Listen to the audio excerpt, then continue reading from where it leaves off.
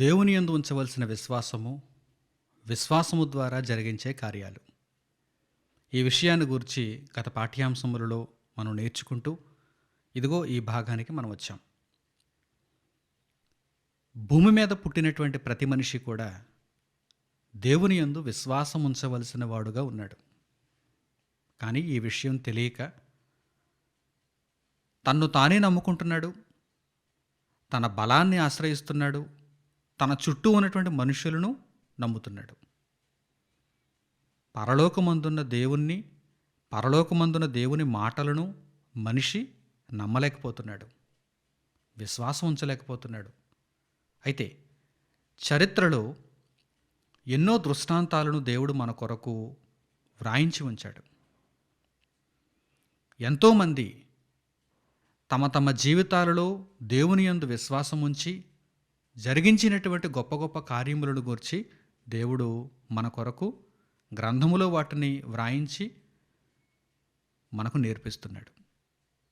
ఈ సందర్భంలో విశ్వాసము ద్వారా జరిగించినటువంటి అద్భుతమైనటువంటి కార్యములను మనం నేర్చుకుంటున్నటువంటి క్రమంలో సింహముల నోళ్లను మూసినటువంటి విధానాన్ని, ఆ వైనాన్ని మనం తెలుసుకుందాం. పరిశుద్ధ గ్రంథంలో ముందుగా ఆ మాట వ్రాయబడినటువంటి సందర్భానికి వెళ్ళి ఆ మాటను మనం చూద్దాం. పౌలు గారు హెబ్రీయులకు రాసిన పత్రిక 11వ అధ్యాయము 33వ వాక్యం చివరి మాటను చూడండి. హెబ్రీయులకు పౌలు గారు రాసిన పత్రిక 11వ అధ్యాయము 33వ వాక్యం చివరి మాట.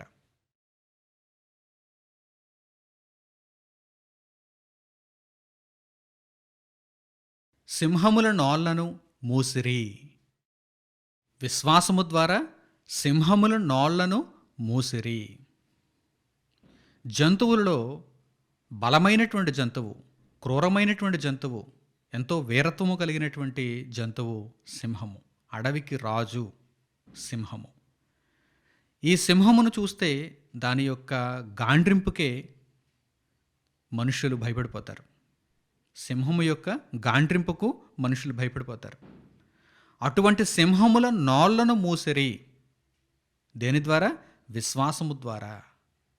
ఏదో సింహానికి చిన్నప్పటి నుండి ట్రైనింగ్ ఇచ్చి వారి దగ్గర పెంచుకుని ఒక జూలో బంధించి ఉంచి దాని మైండ్ అంతా కూడా వీరికి అనుకూలంగా మలచుకొని సింహమును ఆడించినటువంటి విధానం కాదు. అప్పటి వరకు అడవులలో, గుహలలో వాటి యొక్క జీవితంలో ఉన్నటువంటి సింహముల దగ్గరకు వీరు వెళ్ళినప్పుడు ఆ సింహముల నోళ్లను విశ్వాసము ద్వారా మూశారు. అంతే తప్ప ఏదో ఒక మాంత్రిక విద్యను నేర్చుకొని కానీ, లేక భూమి మీద బాగా బలమును సంపాదించి, లేకపోతే ఇంకా ఏదైనా పద్ధతుల ద్వారా వీరు సింహముల నోళ్లను మూయలేదు. మరి సింహముల నోళ్లను ఎలా మూశారు విశ్వాసులు? వారికి దేవుని మీద ఉన్నటువంటి విశ్వాసము చేత. ఈ విషయాన్ని దేవుడు పరిశుద్ధ గ్రంథంలో ఆయా దృష్టాంతాల ద్వారా మనకు తెలియజేస్తున్నాడు. సింహముల నోళ్లను మూసిరి అనగానే పరిశుద్ధ గ్రంథంలో వెంటనే మనకు గుర్తొచ్చేటువంటి వ్యక్తి దేవుని బిడ్డ, దైవజనుడుగా తన యొక్క ప్రాణమును దేవుని సహాయము చేత దక్కించుకున్నవాడు దానియేలు గుర్తొస్తాడు. అయితే దానియేలు కంటే ముందు కూడా కొన్ని ఉదాహరణలు పేర్కొనబడ్డాయి. ఆ ఉదాహరణలను మనం ముందుగా చూసి ఆ తర్వాత దానియేలు గారిని గురించి మనం నేర్చుకుందాం. ఆ సందర్భానికి మనం వెళదాం. ముందుగా వ్రాయబడినటువంటి సందర్భాలు ఎవరిని గూర్చి అనగానే, ఒకటి సంసోనును గూర్చి, రెండవది దావీదును గూర్చి, మూడవది దావీదు అనుచరులలో ముఖ్యుడైనటువంటి బెనాయాను గూర్చి. ఈ మూడు సందర్భాలు మనం పరిశుద్ధ గ్రంథంలో ఒకసారి చూసి ఆ తర్వాత దానియేలు సందర్భం దగ్గరకు మనం వెళదాం. సింహముల నోళ్లను మూయుట. మొట్టమొదట సంసోను యొక్క సందర్భం దగ్గరకు మనం వెళ్ళగలిగితే, న్యాయాధిపతుల గ్రంథము 14వ అధ్యాయము 5వ వాక్యం నుండి చూడండి. న్యాయాధిపతుల గ్రంథము 14వ అధ్యాయము 5వ వాక్యం నుండి.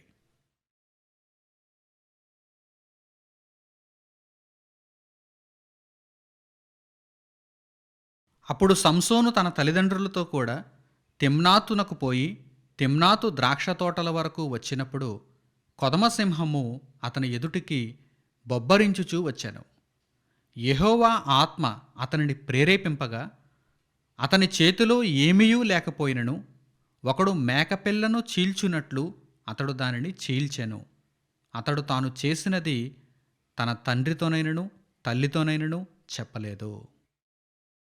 న్యాయాధిపతులలో ఒకడైనటువంటి సంసోను, బలవంతుడైనటువంటి సంసోను, దేవుని ఆత్మచేత ప్రేరేపింపబడినటువంటి సంసోను ఒకానొక సందర్భంలో తల్లిదండ్రులతో పాటుగా తిమ్నాతుకు వెళ్ళాడు. తిమ్నాత్ అనేటువంటి ప్రాంతానికి వెళ్ళాడు. తిమ్నాతు ద్రాక్ష తోటల దగ్గరకు వెళ్ళినప్పుడు ఒక కొదమ సింహము, ఏ యంగ్ లైన్, ఒక యుక్త వయస్సులో ఉన్నటువంటి సింహము. సాధారణంగా సింహము ముసలిదైపోతే దానిని ఓడించటం లేక దానిని బంధించటం కాస్త సులువేమో కానీ యుక్త వయసులో ఉన్నటువంటి సింహమును బంధించటం కానీ దానిని గెలవటం కానీ చాలా కష్టం. అందుకే దానిని కొదమ సింహము అంటారు. కొదమ సింహము. ఒక కొదమ సింహము బొబ్బరించుచు సంసోను ఎదుటికి వచ్చింది. ఇప్పుడు సంసోను దగ్గర ఆయుధాలు ఏమి లేవు. సంసోను ముందుగా సిద్ధపడి లేడు. కానీ విశ్వాసం, దేవుని మీద ఆధారపడినవాడు, దేవుని మీద నమ్మకం కలిగినవాడు, దేవుని సహాయము తాను పొందగలనని విశ్వసించినవాడు. యెహోవా ఆత్మ సంసోనును ప్రేరేపింపగా, వెళ్ళు, నీవు ఆ కొదమ సింహమును చీల్చగలవు. ఒక మేక పిల్లను ఒకడు ఎలాగైతే చీల్చేస్తాడో ఆ విధంగా ఈ కొదమ సింహమును నీవు చీల్చగలవు. దానికి ఎదురుగా వెళ్ళి దానితో పోరాడు, గెలువు అని యెహోవా ఆత్మ ప్రేరేపించినప్పుడు సంసోను ఆ సింహము నోటిని మూశాడు. అంటే దానిని చంపాడు, చీల్చివేశాడు. సింహముల నోళ్లను మూసిరి అనగానే సింహమును నిలువరించారు అని కూడా అర్థం చేసుకోవాలి. సింహమును ఎదుర్కొన్నారు, సింహమును సంహరించారని కూడా మనం అర్థం చేసుకోవాలి. చరిత్రలో ఈ ఉదాహరణలు మనం చక్కగా ఆలోచించాలి. వ్రాయబడినటువంటి మాటలలో ఈ దృష్టాంతములను చక్కగా మనం పరిశీలించాలి. సంసోనును దేవుడు ప్రేరేపిస్తున్నాడు. నీవు ఇశ్రాయేలీలను ఒక న్యాయాధిపతిగా ఏలాలి. వారందరినీ దేవుని మార్గంలో నిలబెట్టాలి. దేవుని కొరకు వారిని బ్రతికింపచేయాలి. వారందరికీ ఒక రక్షకుడుగానే ఉండాలి. నీకు నేను బలాన్ని ఇస్తాను, విశ్వాసం ఉంచు, దేవుని కొరకు నువ్వు ఏ కార్యమునైనా సాధించగలవు. ఒక కొదమ సింహము ఎదురుగా వచ్చింది, చేతిలో ఆయుధమేమీ లేదు. మరి ఎలా? దానిని ఎదిరించటం ఎలా? పిరికితనంతో పారిపోవాలా లేక దానిని ఎదిరించి గెలవాలా? ఎదిరించి గెలవాలి అన్నాడు దేవుడు. యెహోవా ఆత్మ అతని ప్రేరేపింపగా అతడు కొదమ సింహమును చీల్చివేశాను.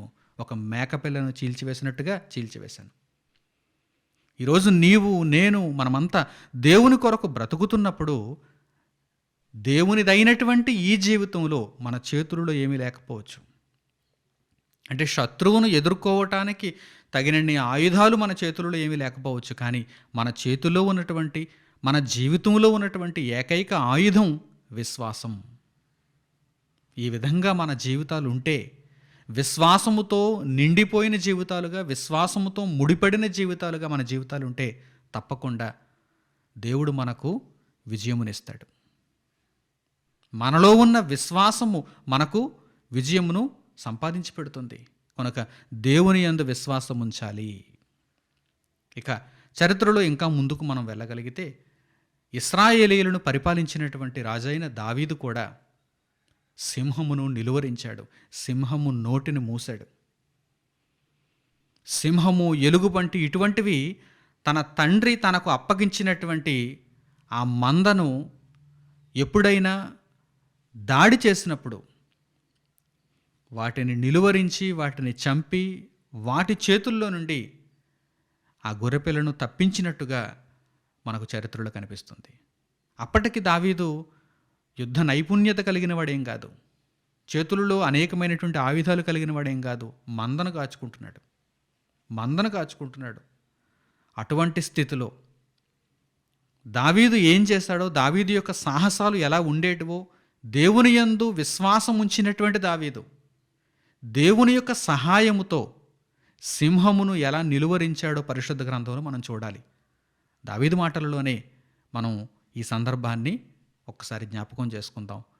దేవుని ఎడల విశ్వాసం ఉంచిన వారు ఇటువంటి వీరోచితమైనటువంటి కార్యక్రమాలను జరిగించారని మనం నేర్చుకుంటే, మనము కూడా ప్రభువైన యేసుక్రీస్తు ద్వారా దేవుని యందు విశ్వాసం ఉంచి పరలోకమును సంపాదించుకునేంత వరకు కూడా నిద్రపోకూడదని మనకు అర్థమవుతుంది. విశ్వాసం అంత బలమైనదని, మనకు విజయమును చివరకు తెచ్చిపెడుతుందని మనకు ఒక భరోసా కలుగుతుంది. పరిశుద్ధ గ్రంథంలో ఈ మాటలను ఇప్పుడు మీరు చూడండి. సమూయేలు మొదటి గ్రంథము 17వ అధ్యాయము 33వ వాక్యం నుండి. సమూయేలు మొదటి గ్రంథము 17వ అధ్యాయము 33వ వాక్యం నుండి పరిశుద్ధ గ్రంథంలో మీరు చూడండి.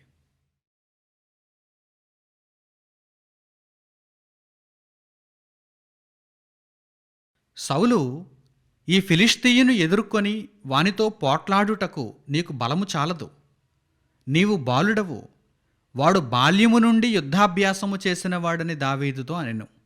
అందుకు దావీదు సౌలుతో ఇట్లనెను, మీ దాసుడనైన నేను నా తండ్రి యొక్క గొర్రెలను కాయుచుండ సింహమును ఎలుగుబంటియు వచ్చి మందలో నుండి ఒక గొర్రెపిల్లను ఎత్తుకొని పోవుచుండగా నేను దానిని తరిమి చంపి దాని నోట నుండి ఆ గొర్రెను విడిపించితని. అది నా మీదికి రాగా దాని గడ్డము పట్టుకొని దానిని కొట్టి చంపితని. మీ దాసుడనైన నేను ఆ సింహమును ఎలుగుబంటిని చంపితనే. జీవముగల దేవుని సైన్యములను తిరస్కరించిన ఈ సున్నతి లేని ఫిలిష్తీయుడు వాటిలో ఒకదాని వలె అగుననియు, సింహము యొక్క బలము నుండియు ఎలుగుబంటి యొక్క బలము నుండియు నన్ను రక్షించిన యెహోవా ఈ ఫిలిష్తీయుని చేతిలో నుండి కూడాను నన్ను విడిపించుననియు చెప్పెను. అందుకు సౌలు, పొమ్ము, యెహోవా నీకు తోడుగా నుండునుగాక అని దావీదుతో అనెను. ఇశ్రాయేలీయుల మీద ఫిలిష్తీయులు యుద్ధానికి బయలుదేరారు. యుద్ధంలో ఉన్నటువంటి రీతి ఏమిటంటే, ఆనాటి యుద్ధంలో ఉన్నటువంటి రీతి ఏమిటంటే, ఫిలిష్తీయుల తరపున నిలబెట్టినటువంటి గొల్యాతును ఇశ్రాయేలీయులలో నుండి ఒకరు వచ్చి ఓడిస్తే ఫిలిష్తీయులందరూ కూడా ఓడిపోయినట్టే. అలాగే గొల్యాతు ఇశ్రాయేలీయులలో నుండి వచ్చినటువంటి వారిని ఎవరినైనా ఓడిస్తే ఇశ్రాయేలీలందరూ ఓడిపోయినట్టే. ఇది ఆ రోజు యుద్ధంలో ఉన్నటువంటి కండిషన్, నియమం. ఈ నియమంలో దావీదు వెళ్తానంటున్నాడు. గొల్యాతును ఓడించటానికి దావీదు బయలుదేరతానంటున్నాడు. అప్పుడు సౌలు, నువ్వు బాలుడవు కదా, వాడైతే బాల్యము నుండి యుద్ధాభ్యాసం చేసినవాడు, నీవు వాడిని ఓడించగలవా అని అడిగినప్పుడు సౌలు దావీదు మీద అపనమ్మకం ఉంచుతున్నప్పుడు, దావీదు యొక్క గుండెను బలహీనపరచటానికి బలహీనమైన మాటలను సౌలు పలుకుతున్నప్పుడు, సౌలును ఒప్పించటానికి దావీదు ఏం చెప్పాడో చూడండి.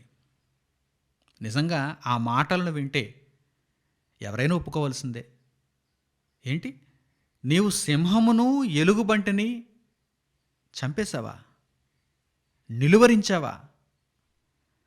నీ తండ్రి యెషై ఇచ్చినటువంటి గొర్రెల మందను నీవు కాయుచుండగా సింహము ఎలుగుబంటి మంద మీదకు వచ్చినప్పుడు, గొర్రెపిల్లను ఎత్తుకొని పోవుచున్నప్పుడు వాటి నోటిలో నుండి గొర్రెపిల్లను విడిపించి అవి నీ మీదకు వచ్చినప్పుడు గెడ్డము పట్టుకొని వాటిని చీల్చివేశావా, చంపేశావా? నిజంగా వినడానికి ఆశ్చర్యంగా ఉంది. ఆ క్రూర జంతువులను నీవు నిలవరించావు అంటే ఈరోజు గొల్యాతును కూడా చంపటానికి అవకాశం ఉంది అని సౌలు అంగీకరించి దావీదును యుద్ధరంగంలోనికి పంపించడం జరుగుతుంది. ముందైతే ఒప్పుకోవటం లేదు సౌలు, నీవైతే బాలుడవు, నీ వలన ఏమవుతుంది? కానీ దావీదు చెప్పినటువంటి ధైర్యం కలిగిన మాటలను చూడండి. ఆ సింహము చేతిలో నుండి, ఆ ఎలుగుబంటి చేతిలో నుండి, వాటి బారి నుండి నన్ను కాపాడింది ఎవరో తెలుసా? పరలోకమందున్న దేవుడు. దేవుడైన యెహోవా నన్ను రక్షించెను. సింహము చేతిలో నుండి, ఎలుగుబంటి చేతిలో నుండి నన్ను కాపాడినటువంటి నా తండ్రి ఈ సున్నతి లేనటువంటి ఫిలిష్తీయుని చేతిలో నుండి నన్ను కాపాడడా? ఇదే విశ్వాసం. విశ్వాసం, బలమైన స్థిరమైనటువంటి విశ్వాసమును కలిగి ఉన్నటువంటి దావీదు ఆ రోజు గొల్యాతును ఓడించటానికి ముందుగా దావీదు యొక్క విశ్వాసమును బట్టి అతడు సింహమును నిలువరించాడు, ఎలుగుబంటిని నిలువరించాడు. ఆ విషయాన్ని రాజైన సౌలుతో చెబితే తప్ప సౌలు నమ్మలేదు. సౌలు దావీదును పంపడానికి ఒప్పుకోలేదు. ప్రియులారా, ఈ సందర్భాన్ని కూడా మనం చక్కగా ఆలోచన చేయగలిగితే, వారు సింహముల నోళ్లను మూసిరి. దేని ద్వారా? విశ్వాసము ద్వారా. అప్పటికి దావీదు ఏమైనా సైనికుడా? అప్పటికి దావీదు ఏమైనా రాజుగా ఉన్నాడా? ఏవేవో గొప్ప గొప్ప ఆయుధాలను కలిగి తన మందను మేపుతున్నాడా? లేదు కదా. బాలుడు. బాలుడు ఆ ప్రాయములోనే దేవుని సహాయమును పొంది విశ్వాసములో బలమైనటువంటి స్థాయిని కలిగి ఉండి సింహమును ఎలుగుబంటిని చీల్చేశాడంటే ఆ విషయాన్ని సౌలుకు చెబుతున్నప్పుడు సౌలు ఒప్పుకోక తప్పలేదండి. నా ప్రియులైన సహోదరి సహోదరులారా, విశ్వాసం అంటే ఇలా ఉండాలి. ఏదో మనం ఆ పేరును తగిలించుకుని నేను విశ్వాసులను చెప్పుకుంటే సరిపోదు. విశ్వాసం అంటే ఇలా ఉండాలి. విశ్వాస స్థాయి ఇలా ఉండాలి. మన జీవితకాలమంతా ఇదే విశ్వాసమును మనము స్థిరముగా కొనసాగించుకోగలగాలి. కన్న తండ్రి అయిన దేవుని మీద మనకుండే విశ్వాసము చెక్కు చెదరనిదిగా ఉండాలి. ప్రభు అయిన యేసు ద్వారా మనము దేవుని యందు ఉంచినటువంటి విశ్వాసము నిత్యమైనదిగా ఉండాలి. మనలను నిత్యత్వానికి చేర్చే దేవుని శక్తి మీద మనకు ఎలాంటి నమ్మకం ఉండాలి? అపారమైనటువంటి నమ్మకం ఉండాలి. ఆ విషయాన్ని దేవుడిక్కడ బలపరుస్తున్నాడు. వారు విశ్వాసము ద్వారా సింహముల నోళ్లను మూసిరి. అర్థం చేసుకోండి, ఆలోచన చేయండి అని దేవుడు తెలియజేస్తున్నాడు. అలాగే మరో ఉదాహరణ కూడా మనం చూద్దాం. దావీదు అనుచరులలో ముఖ్యుడైనటువంటి బెనాయా, అతడు కూడా దేవుని శక్తి చేత, దేవుని సహాయము చేత సింహమును చంపినవాడుగా కనిపిస్తున్నాడు. సింహమును నిలువరించిన వాడుగా కనిపిస్తున్నాడు. ఒక్కసారి పరిశుద్ధ గ్రంథంలో ఆ సందర్భం దగ్గరికి వెళ్ళి ఆ మాటలను కూడా మనం చూద్దాం. దినవృత్తాంతములు మొదటి గ్రంథము 11వ అధ్యాయము 22వ వచనాన్ని చూడండి. దినవృత్తాంతములు మొదటి గ్రంథము 11వ అధ్యాయము 22వ వచనం.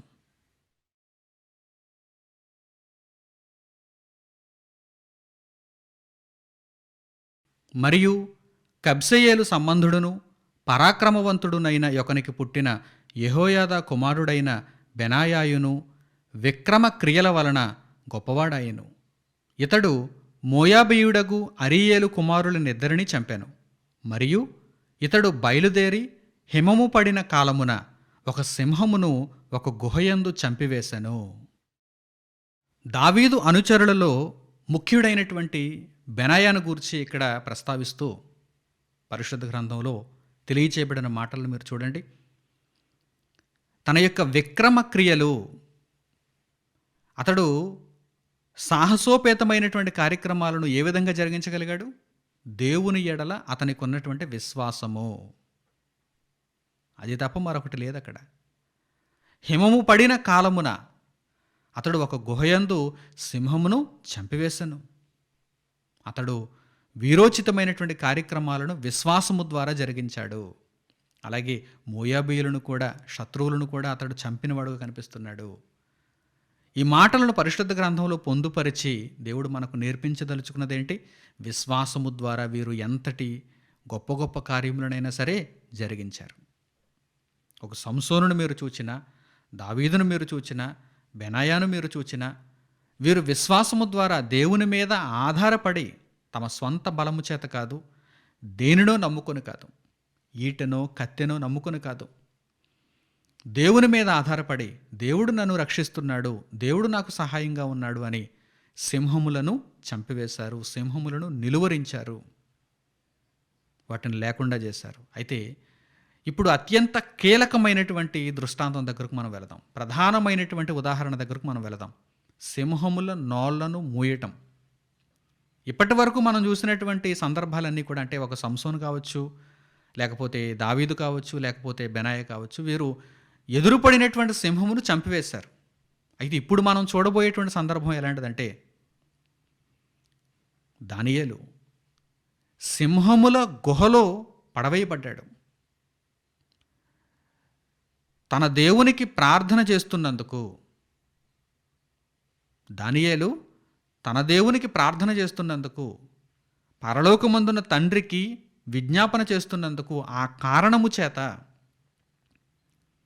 దుష్టులైనటువంటి కొందరు మనుషులు రాజుకు కొండెములు చెప్పి దానియేలును సింహముల గుహలో పడవేయించారు. రాజుకు కూడా చాలా బాధగా ఉంది. కానీ ఈ దుష్టులైనటువంటి మనుషులు విడిచిపెట్టడం లేదు. రాజును ఇరకాటంలో పెట్టేశారు. ఇదిగో, నీకే మొక్కాలి, నీకే విజ్ఞాపన చేయాలి, నీకే వారు ప్రార్థన చేయాలి. కానీ ఈ దానియేలు ఆకాశమందున్నటువంటి దేవునికి ప్రార్థన చేస్తున్నాడు, పరలోకమందున్నటువంటి తండ్రికి ప్రార్థన చేస్తున్నాడు. ఈ దానియేలును సింహముల గుహలో వేయాలి అని వారు పట్టుబట్టినప్పుడు, ఇష్టం లేకపోయినా రాజు దానియేలును సింహముల గుహలో వేయించాడు. అయితే ఒకటి కాదు, రెండు కాదు, సింహముల గుహది డెన్. సింహముల గుహలో అనేకమైనటువంటి సింహములు ఉంటాయి.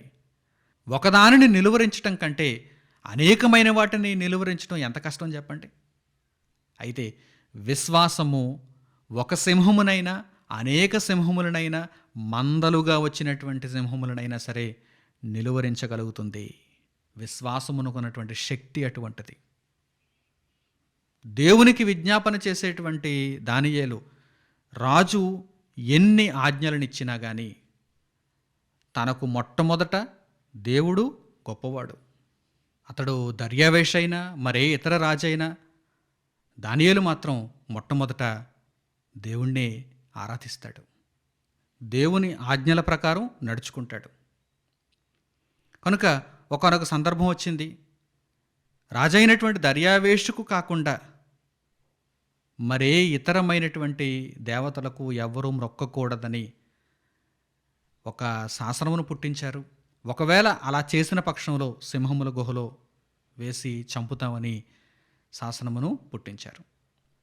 ఇటువంటి పరిస్థితులలో దేవుని మీద తనకున్నటువంటి విశ్వాసము చేత దేవునికి ప్రార్థన చేయటం మానని దానియేలు సింహముల గుహలోనికైనా వెళ్ళటానికి ఇష్టపడ్డాడు, కానీ విశ్వాసమును కోల్పోవటానికి మాత్రం ఇష్టపడలేదు. భయకంపితుడై వెనకడుగు వేయటానికి అతడికి ఏమాత్రం మనస్సు లేదు. రాజైన దర్యావేషుకు దానియేలును సింహపు గుహలో వేయటం ఇష్టం లేదు, కానీ దుష్టులైన మనుషులు ఉన్నారు కొందరు, వారి యొక్క ప్రోద్బలం చేత వేయవలసి వచ్చింది. ఇప్పుడు ఏం జరిగిందో పరిశుద్ధ గ్రంథంలో మనం చూద్దాం. విశ్వాసము చేత దానియేలు సింహముల నోళ్లను ఏ విధంగా మూశాడో, ఈ సందర్భాన్ని బట్టి మనం చక్కగా పాఠాన్ని ఎలా నేర్చుకోగలమో ఇప్పుడు మనం తెలుసుకుందాం. దానియేలు గ్రంథము 6వ అధ్యాయము 16వ వచనం నుండి చూడండి. దానియేలు గ్రంథము 6వ అధ్యాయము 16వ వచనం నుండి.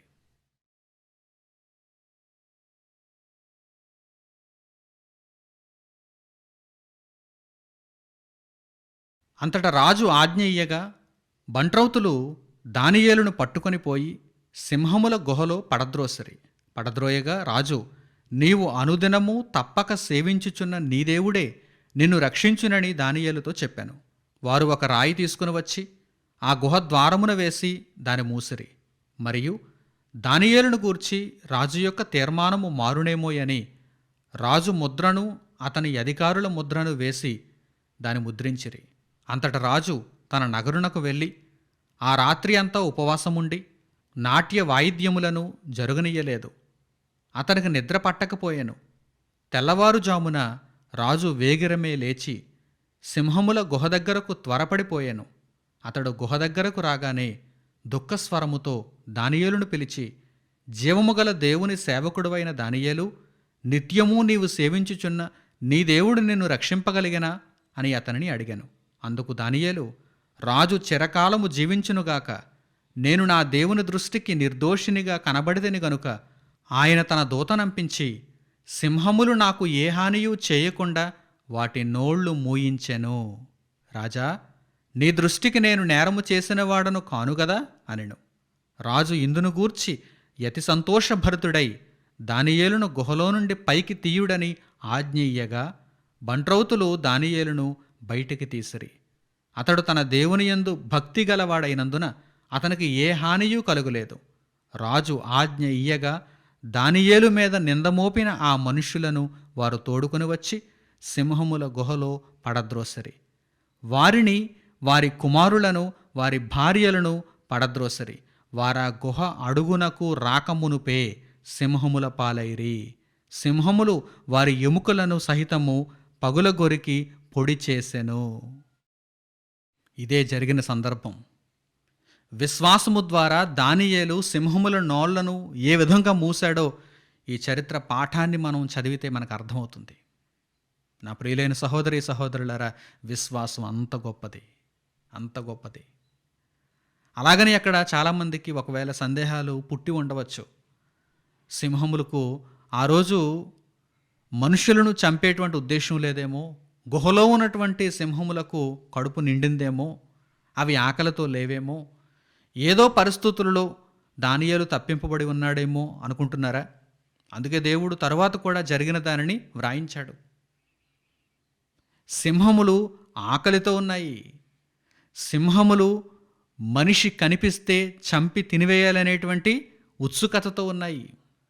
అయితే దేవుని దృష్టికి నిర్దోషిగా, యథార్థవంతుడుగా, నీతిమంతుడుగా, విశ్వాసము కలిగిన వాడుగా కనిపిస్తున్నటువంటి దానియేలు సింహముల నోళ్ళ నుండి కాపాడబడ్డాడు. ఏ హాని సింహములు చేయలేదు. దేవుడు తన దూతను పంపించాడు. దేవుడు తన దూతను పంపించాడు. రక్షణ. విశ్వాసము కలిగినటువంటి మనుషులను దేవుడు చేయి విడిచిపెడుతున్నాడా? లేనేలేదు.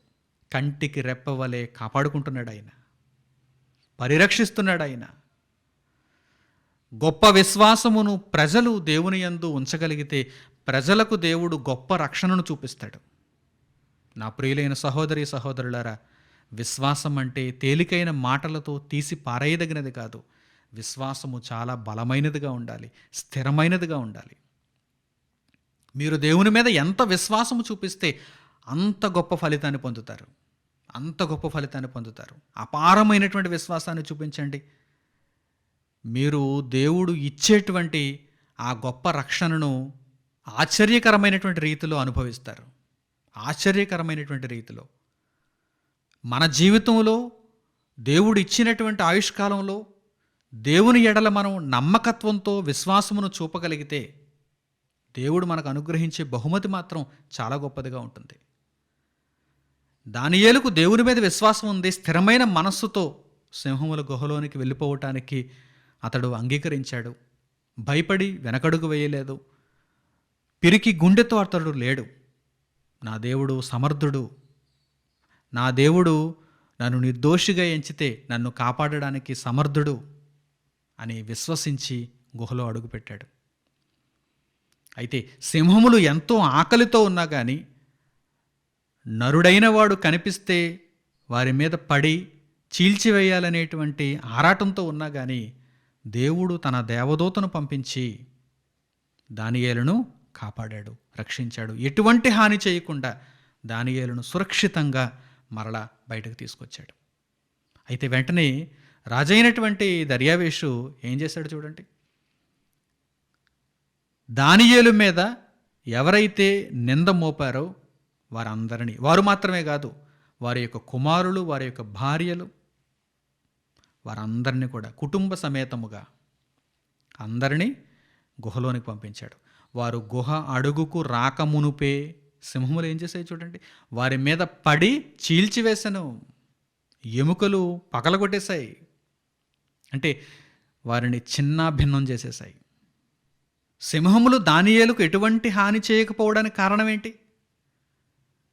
దేవుడు దేవదూతను పంపించి దానియేలును కాపాడాడు గనక సింహములు ఏ హాని చేయలేదు. అంతే తప్ప సింహములు దానియేలును ఏమీ చేయలేవని కాదు, సింహములు దానియేలును చంపవని కాదు.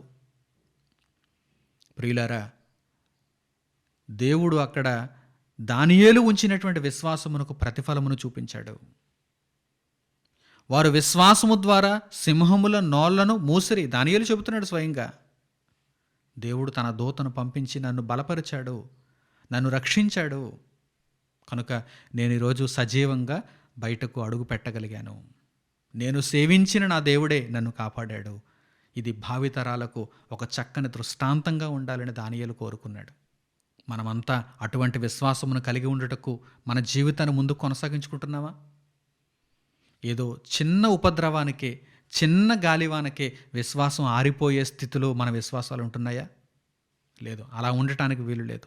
మనము ప్రభువైన యేసుక్రీస్తును రక్షకునిగా అంగీకరించి దేవుని యందు విశ్వాసం ఉంచి విశ్వాస జీవితంలో ముందుకు కొనసాగుతున్నామంటే ఎంతటి ఉప్పెన వచ్చినా కానీ, ఎంతటి భయంకరమైనటువంటి ఉపద్రవం వచ్చినా కానీ మన విశ్వాసం చెక్కు చెదరనిదిగా ఉండాలి. దానియేలు మనకు పాఠం నేర్పిస్తున్నాడు. రాజ్యం అంతా కూడా దానియేలును విడిచిపెట్టింది. దానియేలు ఒంటరిగా సింహముల గుహలో వేయబడ్డాడు. దానియేలు ఒంటరిగా ఉన్నాడా? దేవుడున్నాడు, తోడుగా దేవుడున్నాడు. దేవదూతను పంపించాడు, రక్షణగా దేవదూతను పంపించాడు. ఒక్క సింహం కూడా అడుగు ముందుకు వేయటానికి సాహసం చేయలేదు. మనం కూడా అటువంటి మాదిరిగా అంత గొప్ప విశ్వాసాన్ని కలిగి ఉండి దేవుని మీద ఆధారపడి దేవుని కార్యములను మనం నెరవేర్చాలి. దేవుని కొరకు చక్కగా మనం బ్రతకాలి. ప్రియులారా, ఇది వందల వేల సంవత్సరాల క్రితం నాటి సంఘటన. అలా కాలం ముందుకు జరుగుచున్న కొలది అనేక మంది దేవుని కొరకు విశ్వాసాన్ని కనుపరుచుచు దేవుని మీద తమకున్నటువంటి ఆ నమ్మకాన్ని బలపరుచుకుంటూ ఈ దృష్టాంతాలన్నింటినీ చూస్తూ విశ్వాస జీవితంలో ముందుకు కొనసాగుతున్నారు. ప్రభువైన యేసు వచ్చారు, దేవుని గూర్చి పూర్తిగా మనుషులకు బయలుపరిచారు, రక్షణను ప్రకటించారు. యేసుక్రీస్తునందు విశ్వాసం ఉంచిన వారై అనేక మంది విశ్వాసమందు బలవంతులై ముందుకు కొనసాగుతున్నారు. ఇదిగో ప్రస్తుత కాలంలో మనం ఉన్నాం. వందల వేల సంవత్సరాల క్రితం జరిగినటువంటి సంఘటన అయినా కానీ విశ్వాసం అనేది మనుషులందరిలో చెక్కు చెదరనిదిగా ఉండాలి. అప్పుడెప్పుడో జరిగింది, ఇప్పుడు జరుగుతుందా? అప్పుడెప్పుడో దేవుని మీద అపారమైనటువంటి విశ్వాసాన్ని చూపినటువంటి వారు దేవుని సహాయమును పొందారు, ఇప్పుడు మనం సహాయాన్ని పొందగలమా అనే సందేహం మీలో ఉంటే, అవును, తప్పకుండా మనం సహాయాన్ని పొందగలం. ఏ కాలమైనా సరే, ఎన్ని కాలాలు గడిచిపోయినా సరే, ఎన్ని తరాలు వెళ్ళిపోయినా సరే, మనము దేవుని యందు విశ్వాసం ఉంచితే సరిగ్గా ఆ రోజు దానియేలును దేవుడు ఎలా కాపాడాడో అంతకు ముందటి కాలంలో కూడా విశ్వాసం ఉంచినటువంటి తన భక్తులను దేవుడు ఎలా కాపాడుకున్నాడో నేటి కాలం ముందు దేవుడు మనలను కూడా ఖచ్చితంగా కాపాడతాడు. ఒక ఉదాహరణ పౌలు గారిని మనం చూద్దాం. అపోస్తులుడైన పౌలు గారిని. దానియేలు యొక్క సంఘటన జరిగి వందల సంవత్సరాల తర్వాత, వందల ఏళ్ల కాలం గడిచిపోయినా కానీ అదే విశ్వాసాన్ని పౌలు గారు చూపించారు. పౌలు గారిని కూడా దేవుడు అదే విధంగా కాపాడలేదా? ఇప్పుడు మనలను దేవుడు అదే విధంగా కాపాడా? దానియేలు సంఘటన జరిగి చాలా కాలం అయిపోయిందండి, దేవుడు ఇప్పుడు మనలను కాపాడతాడని కొంతమంది అవిశ్వాసంతో ఒకవేళ ఉండొచ్చు. అయితే మరలా మీరు పౌలు గారి సందర్భాన్ని కూడా చూడాలి. పౌలు గారిని కూడా దేవుడు అదే విధంగా కాపాడుతున్నాడు. చూద్దామా? ఆ సందర్భాన్ని కూడా మనం చూద్దాం. తిమోతికి పౌలు గారు రాసిన 2వ పత్రిక 4వ అధ్యాయము 16వ వాక్యం నుండి చూడండి. తిమోతికి పౌలు గారు రాసిన 2వ పత్రిక 4వ అధ్యాయము 16వ వాక్యం నుండి.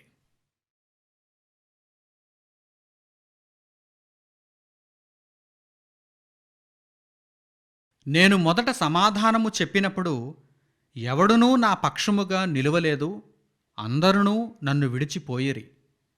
ఇది వారికి నేరముగా ఎంచబడకుండునుగాక. అయితే నా ద్వారా సువార్త పూర్ణముగా ప్రకటింపబడు నిమిత్తమును అన్యజనులందరూ దాని విను నిమిత్తమును ప్రభువు నా ప్రక్క నిలిచి నన్ను బలపరచెను గనుక నేను సింహము నోట నుండి తప్పింపబడితిని. పౌలు గారు యేసుక్రీస్తు ప్రభు యొక్క సువార్తను ప్రకటిస్తున్నప్పుడు మొట్టమొదట ఆయన పక్షముగా ఎవరూ లేరు. ఆయన మాటలు వింటున్నారు, వెళ్ళిపోతున్నారు, రుచించటం లేదు. ఆయన చెప్పినటువంటి యేసుక్రీస్తు ప్రభు యొక్క మార్గములోనికి రావటానికి విన్నవారిలో ఎవరికి కూడా ఇష్టం ఉండటం లేదు. ప్రారంభంలోనే అటువంటి ఎదురు దెబ్బ తగిలితే, అంటే ఎవ్వరూ కూడా పౌలు గారు చెబుతున్నటువంటి సువార్తను నమ్మకపోతే మరి పౌలు గారికి ఎలా ఉంటుంది చెప్పండి? దేవుని మాటలను ప్రకటిస్తూ నిత్య జీవార్థమైనటువంటి సంగతులను అనేక మందికి వెల్లడి చేస్తున్నప్పుడు ఏ ఒక్కరూ కూడా ఆయన పక్షముగా నిలబడకపోతే పౌలు గారికి ఎలా ఉంటుంది? ఇంత గొప్ప సేవ చేస్తున్నాను, ఏ ఒక్కరికి కూడా దేవుని మాటలు అర్థం కావటం లేదా అని ఆయన మనస్సు బలహీనపడుతుంది కదా. కానీ విశ్వాసంతో ఉన్నాడు ఆయన. పౌలు గారు విశ్వాసంతో ఉన్నారు. పౌలు గారిలో ఉన్నటువంటి విశ్వాసాన్ని బట్టి, పౌలు గారు దేవుని సేవ జరిగించుటను బట్టి ప్రభువు పౌలు ప్రక్కన నిలిచెను. ఎవరు నీ ప్రక్కన ఉన్నా లేకపోయినా నేను ఉంటానన్నాడు దేవుడు. That is the faith. అదే విశ్వాసం అంటే. ఈరోజు వందల వేల లక్షల కోట్ల మంది మనతో పాటు ఉంటే మనకు ధైర్యం కలగడమా విశ్వాసం అంటే? ఎవ్వరూ మనతో లేకపోయినా దేవుని కొరకు మనం బ్రతకడం ఉందో చూసారా, అది విశ్వాసం అంటే. అది విశ్వాసం అంటే. ఏ ఒక్కరూ మన పక్షముగా లేకపోయినా, అనేక మంది మనలను ద్వేషించినా, ఎందరో మనలను నిందించినా, ప్రభు మన పక్షమున ఉండి జరిగించు దేవుని సేవను ముందుకు, నీ పక్షముగా నేనున్నాను, ముందుకు జరిగించు దేవుని సేవను అని మనకు భరోసా ఇస్తున్నప్పుడు అది కదా విశ్వాసం.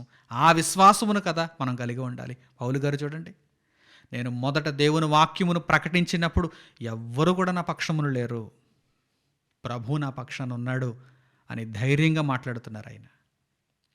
అపోస్తలుడైన పౌలు గారు వ్రాసినటువంటి పత్రికలలోని మాటలను ఈరోజు నేర్చుకుంటున్నాం కదా. ఆ పౌలు గారు దేవుని మాటలను ప్రకటిస్తున్నప్పుడు ఎంతమంది ఉన్నారంటే పౌలు గారితో పాటుగా ఎవరూ లేరు. మొదట దేవుని వాక్యమును ప్రకటించినప్పుడు ఎవరూ లేరు. అలాగని నీరు గారిపోలేదు, విశ్వాసముతో నిలబడ్డాడు, విశ్వాసముతో దేవుని వాక్యమును ప్రకటించాడు. ప్రభువు పౌలు గారి ప్రక్క నిలిచి సింహము నోట నుండి తప్పించెను. సింహము నోట నుండి తప్పించెను. అందుకే పౌలు గారు తన జీవితకాలమంతా కూడా విశ్వాసమును విడిచిపెట్టలేదు. విశ్వాసమును ఆయన స్థిరమైనదిగా, బలమైనదిగా కలిగి ఉన్నారు. అంతకంతకు వృద్ధి పొందించుకున్నారు.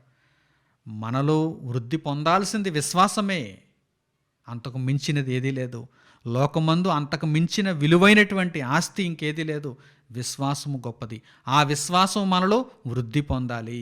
సింహముల నోళ్లను మూయగలిగినటువంటి విశ్వాసము మనలో ఉన్నదా? లోకమంతా నన్ను విడిచిపెట్టినా కానీ, లోకమంతా నన్ను ద్వేషించినా కానీ, నన్ను దూరం పెట్టినా కానీ, దేవుడు నా ప్రక్కనున్నాడు, దేవుడు నాకు సహాయం చేస్తాడు, దేవుని మార్గంలో నేను కొనసాగాలి, దేవుని సువార్తను నేను ప్రకటించాలి అనేటువంటి గొప్ప విశ్వాసంతో మనం ఉండాలి. ఈ విశ్వాసాన్ని దేవుడు మనలో కోరుకుంటున్నాడు. ఈ విశ్వాసాన్ని దేవుడు మనలో కోరుకుంటున్నాడు.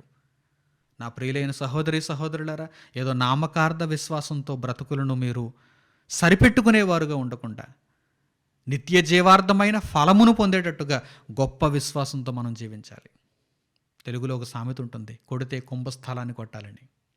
కొడితే కుంభస్థలాన్ని కొట్టాలి. ఈరోజు క్రైస్తవ విశ్వాస జీవితంలో మనము చూపితే అంత గొప్ప విశ్వాసాన్ని చూపించాలి, లేదంటే మానేయాలి. అంతే తప్ప నులివెచ్చని స్థితిలో ఉండి ఉన్నామా లేదా అన్నట్టుగా కాకుండా, విశ్వాసం ఉంచామా లేదా అన్నట్టుగా కాకుండా, బలమైన విశ్వాసముతో దేవుడంటే ప్రాణం పెట్టేయాలి. దేవుడంటే ప్రాణం పెట్టేయాలి. దేవుని మాట అంటే శిరోధార్యంగా ఉండాలి. దేవుడు చెప్పినట్టుగానే చేస్తాను తప్ప మరో మాట లేదని నిస్సందేహంగా చెప్పగలగాలి. అంతటి గొప్ప బ్రతుకులను దేవుడు మనలో కోరుకుంటున్నాడు. అంతటి గొప్ప జీవితాలను దేవుడు మనలో చూడాలనుకుంటున్నాడు. కనుక మీరందరూ కూడా ఇక మీదట దేవుని యందు విశ్వాసం ఉంచిన వారుగా బ్రతకాలి అనుకుంటే ఎలాంటి విశ్వాసాన్ని ఉంచాలి? ఇదిగో ఈ స్థాయిలో విశ్వాసాన్ని ఉంచాలి. మరణమునకు తెగించి విశ్వాసాన్ని ఉంచాలి. అప్పుడే మీరు సింహముల నోళ్లను మూయగలిగినటువంటి స్థాయిలో విశ్వాసమును చూపిన వారుగా కనిపిస్తారు. ప్రభువు మీ ప్రక్కన, మన ప్రక్కన నిలిచి మనకు సహాయం చేస్తాడు. అలాగే ఈరోజు మనము ఎదుర్కోవలసినటువంటి సింహం కూడా మరొకటి ఉంది. ఈరోజు మన ప్రక్కన సాధారణంగా సింహములు కనిపించకపోయినా, ఎందుకంటే ప్రకృతి ప్రమాదాల వలన, ప్రకృతిలో మనిషి ఆగడాల వలన సింహముల సంఖ్య కూడా తగ్గిపోయింది. ఈరోజు అడవులలో కూడా సింహాలు ఎక్కువగా కనిపించడం లేదు. ఆ సింహముల సంఖ్యను పెంచడానికి కూడా ప్రభుత్వాలు ఎన్నో ప్రణాళికలు రచిస్తున్నాయి, ఎన్నో కార్యక్రమాలను చేపడుతున్నాయి. అది మరో విషయం. అయితే ఇప్పుడు మనకు సింహముల వలన ఆపద ఉందా, లేకపోతే మరే ఇతర జంతువు వలనైనా ఆపద ఉందా అని ఆలోచన చేసినప్పుడు మనకు ఒక భయంకరమైనటువంటి సింహం వలన ఆపదైతే ఉంది. ఆ సింహం ఏమిటో, ఆ సింహమును మనం ఎలా నోరు మూయించాలో, దేవుని యందు విశ్వాసము కలిగి విశ్వాసమును దేవుని దగ్గర మనం అపారమైనటువంటి స్థాయిలో చూపించి ఏ సింహమును మనం నిలువరించి దానిని ఓడించాలో దేవుడు మనకు తెలియజేశాడు. ముగింపులో ఈ మాటలను మీరు చూడండి. పేతురు గారు రాసినటువంటి మొదటి పత్రిక 5వ అధ్యాయము 8వ వచనం నుండి పరిశుద్ధ గ్రంథంలో ఈ మాటలను చూడండి. పేతురు గారు రాసిన మొదటి పత్రిక 5వ అధ్యాయము 8వ వచనం నుండి.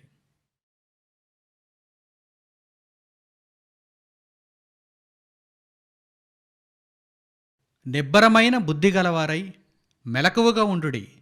మీ విరోధి అయిన అపవాది గర్జించు సింహము వలె ఎవరిని మృంగుదునా అని వెదకుచూ తిరుగుచున్నాడు. లోకమందున్న మీ సహోదరుల యందు ఈ విధమైన శ్రమలే నెరవేరుచున్నవని ఎరిగి విశ్వాసమందు స్థిరులై వానిని ఎదిరించుడి. పేతురుగారి ద్వారా దేవుడు ఏమని తెలియజేస్తున్నాడు? మీ విరోధి అయినటువంటి అపవాది. అడవులలో ఉన్న సింహాల గురించో లేక ఎక్కడో ఉన్న సింహాల గురించో భౌతికంగా ఒక జంతువును గూర్చి మీరిప్పుడు బెదరవలసిన భయపడవలసిన పని లేదు. కానీ మీ విరోధి అయినటువంటి అపవాది అయినవాడు, సాతానైనవాడు, దుష్టుడైనవాడు గర్జించు సింహము వలె ఎవరిని మృంగుదునా అని వెదకుచూ తిరుగుచున్నాడు. కనుక మీరు ఏ విషయంలో స్థిరత్వాన్ని సంపాదించాలి? విశ్వాసము విషయంలో స్థిరత్వాన్ని సంపాదించాలి. విశ్వాసమందు స్థిరులై వానిని ఎదిరించండి. మీ సహోదరుల యందు కూడా ఇటువంటి శ్రమలే, వారి జీవితాల్లో కూడా ఇటువంటి శ్రమలే కనిపించుచున్నవి. కనుక మీరు ధైర్యంతో నడుం బిగించి విశ్వాసమందు స్థిరులై దేవుని సహాయమును పొంది ప్రభువు మీ ప్రక్కన నిలుచును గనుక వారిని ఎదిరించండి. గర్జించు సింహము వలె ఎవరిని మృంగుదునాని వెదుగుచున్నటువంటి ఆ అపవాదిని ఎదిరించుడి. ఎదిరించాలంటే విశ్వాసమందు స్థిరులుగా ఉండాలి. లోకాశలకు లొంగిపోయేవారుగా ఉండకూడదు. లోకముతో స్నేహించేవారుగా ఉండకూడదు. దేవుని మీద ఆధారపడిన వారుగా ఉండాలి. విశ్వాసమందు గొప్ప స్థాయిలో మీరు నిలబడాలి. కనుక ఈ విషయాలన్నిటినీ, పాఠాలన్నిటినీ దేవుడు మనకు నేర్పిస్తూ మనలో విశ్వాసమును వృద్ధి పొందించాలనుకుంటున్నాడు. ఈ మాటలను మనం స్వీకరించి దేవుని వాక్యంతో మన హృదయాలను నింపుకొని దేవుని మార్గంలో నడవగలిగితే విశ్వాసమందు స్థిరులమై అపవాదిని ఎదిరించడానికి అవకాశాలు ఏర్పడతాయి. నిజంగా దేవుడు ఇటువంటి గొప్ప జీవితాలను మనలో కోరుకుంటున్నాడు. దృష్టాంతాలను మన కొరకు చూపించాడు. ఎందరో ఉదాహరణలను మనకు చూపించాడు. వారు బలహీనులైనా కానీ విశ్వాసము చేత బలపరచబడ్డారు. ఎన్నో బలమైనటువంటి కార్యములను జరిగించారు. మీ వలన కాదు అనుకుంటున్నటువంటి కార్యక్రమాలు కూడా ప్రభు మీ ప్రక్కన నిలిచి మిమ్మును బలపరిచి మీ ద్వారా జరిగిస్తాడు. కనుక విశ్వాసమును కోల్పోవద్దు. విశ్వాసమును కోల్పోవద్దు అంటే ఏదో బలహీనమైన స్థాయిలో విశ్వాసం ఉంచాలని కాదు, పరిపూర్ణమైనటువంటి స్థాయిలో విశ్వాసం ఉంచాలి. సింహముల నోళ్లను మూయగలిగేటువంటి స్థాయిలో విశ్వాసం ఉంచాలి. ఆ విశ్వాసమును కలిగిన వారమై మనమంతా నిత్య జీవమునకు అర్హులమై దేవుని సన్నిధికి చేరిపోదాం. ఈ వాక్యము మీ అందరిలో ఫలించాలని కోరుకుంటూ ఈ మాటలను ఇంతటితో నేను ముగిస్తున్నాను. తండ్రి అయిన దేవునికి ప్రార్థనలో ఏకీభవించండి. పరిశుద్ధుడును మహోన్నతుడును మహాశక్తిమంతుడునైన మా కన్న తండ్రి, ఈ సందర్భమందు మీరు మాకు అనుగ్రహించినటువంటి విశ్వాస సంబంధమైన ఈ పాఠము నిమిత్తము మీ కృతజ్ఞతలునైనా, మీరు చెప్పినటువంటి ఈ సందేశమంతా మా జీవితాలలో ప్రతిఫలించటానికి మాకు సహాయమును దయచేయండి. మీ మాటల ప్రకారం నడుచుకోవటానికి తండ్రి సిద్ధ మనస్సులను అనుగ్రహించండి. చక్కగా దున్నబడినటువంటి నేలలో మంచి విత్తనములుగా ఈ వాక్యము విత్తబడి ఫలించి 30 60 100 తండ్రి మీ కొరకు మేము ఫలమునివ్వగలగటానికి కృప దయచేయండి. నాయన, అనేకమైనటువంటి క్లిష్ట పరిస్థితులలో బ్రతుకును కొనసాగిస్తున్నటువంటి నా సహోదరులందరి కొరకు మీ సన్నిధిలో విజ్ఞాపన చేస్తున్నాను. నాయన, వారి యొక్క కష్ట సమయములో మీ ఓదార్పును, మీ సహాయతను వారికి అనుగ్రహించండి. మేమంతా అన్ని సమయములు యందు మిమ్మల్ని కీర్తించి ఘనపరిచే వారముగా ఉండగలుగుటకు తండ్రి, విశ్వాస సంబంధమైనటువంటి జీవితమును పరిపూర్ణ స్థాయిలో మీకు చూపగలుగుటకు నాయన మాకు సహాయమును స్థిరత్వమును దయచేయమని మిమ్మల్ని కోరుకుంటూ మా ప్రార్థనా మనవులను మా ప్రభువును రక్షకుడునైన యేసుక్రీస్తు వారి పేరిట మిమ్మల్ని వేడుకొనుచున్నాము తండ్రి. ఆమేన్. నా ప్రియులైన సహోదరి సహోదరులారా, మీరెంతవరకు ఆత్మీయ ఆరాధన సందేశము ద్వారా దేవుని యొక్క ఆలోచనాత్మకమైనటువంటి పాఠమును విని గ్రహించారు. ఈ మాటలు, ఈ సందేశములు ప్రతి ఆదివారం ఉదయం 11 గంటలకు మీకు మా అధికారిక వెబ్సైట్ www.sutotal.com అనే వెబ్సైట్లో పొందుపరచబడుచున్నాయి. అలాగే వారంలో ప్రతిరోజు దేవుని వాక్యము మీ కొరకు పొందుపరచబడుచున్నది. ఈ విషయాన్ని మా వెబ్సైట్కు వెళ్ళి మీరు వీక్షించి తెలుసుకోవచ్చు. సోమవారం నుండి శనివారం వరకు ప్రతిరోజు సాయంత్రం 7 గంటలకు చక్కని అంశములతో దేవుని వాక్యము మీ కొరకు సిద్ధముగా ఉంటున్నది. కనుక ఈ చక్కని అవకాశములను మీరంతా సద్వినియోగం చేసుకుంటూ, అంత మాత్రం చేతనే కాకుండా అనేక మందికి వీటిని పరిచయం చేస్తూ ప్రభువు సువార్త వ్యాప్తిలో మీరు కూడా పాలిభాగస్తులు కావాలని మిమ్మల్ని అందరినీ సూచిస్తూ ఈ ప్రకటనలను ఇంతటితో ముగిస్తున్నాను. మన తండ్రి అయిన దేవుని ప్రేమ, మన రక్షకుడైన యేసుక్రీస్తు వారి కృప, పరిశుద్ధాత్ముని అన్యోన్య సహవాసము మనందరికీ సదాకాలము తోడై నడిపించునుగాక. ఆమేన్. అందరికీ వందనములు. సెలవు.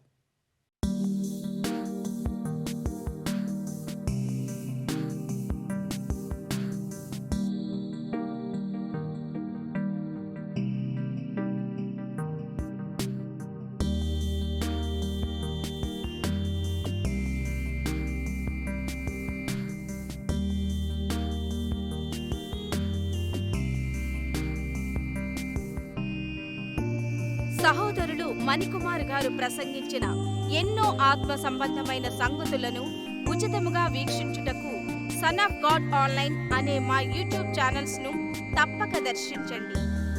మా సమాచారమును ఎప్పటికప్పుడు తెలుసుకొని ఆత్మీయాభివృద్ధి నొందవలనంటే సన్ ఆఫ్ గాడ్ ఆన్లైన్ అనే మా యూట్యూబ్ ఛానల్స్ ను సబ్స్క్రైబ్ చేసుకోండి. సత్వర నోటిఫికేషన్ల కొరకు సబ్స్క్రైబ్ బటన్ ప్రక్కనే ఉన్న బెల్ సింబల్ ను క్లిక్ చేయండి. ధన్యవాదములు.